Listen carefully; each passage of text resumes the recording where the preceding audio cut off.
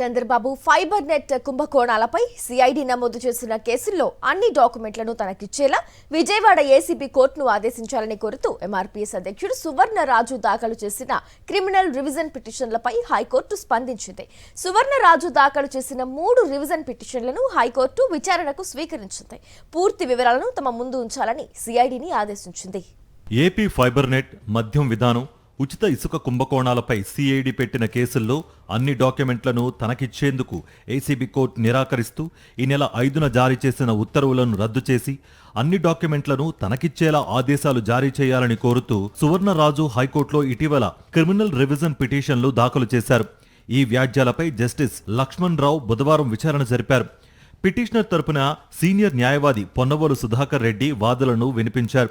ఈ కేసుల్లో రాష్ట్ర ప్రభుత్వం నిందితుల మధ్య అపవిత్ర బంధం కొనసాగుతోందన్నారు.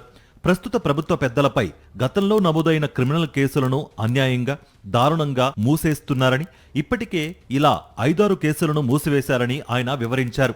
అలా మూసివేసిన కేసుల తాలూకు కాపీలను కూడా బయటకు రానివ్వడం లేదన్నారు. ప్రస్తుత ప్రభుత్వ పెద్దలు నిందితులుగా ఉన్న కేసుల తాలూకు డాక్యుమెంట్లను కోరినా కూడా ఏసీబీ కోర్టు ఇవ్వడం లేదని తెలిపారు. వాటిని తమకు ఇచ్చేందుకు ఏసీబీ కోర్టు నిరాకరించిందన్నారు. థర్డ్ పార్టీగా అన్ని డాక్యుమెంట్లు పొందే హక్కు పిటిషనర్కు ఉందన్నారు.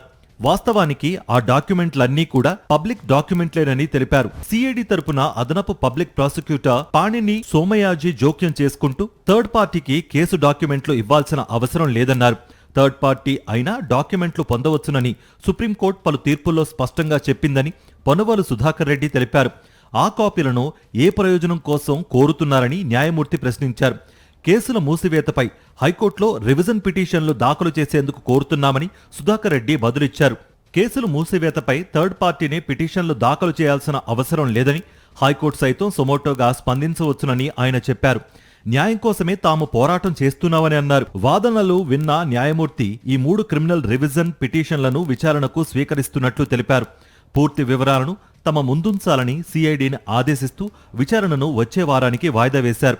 ఈ మేరకు న్యాయమూర్తి డాక్టర్ జస్టిస్ ఎడవల్లి లక్ష్మణ్ రావు బుధవారం ఉత్తర్వులు జారీ చేశారు.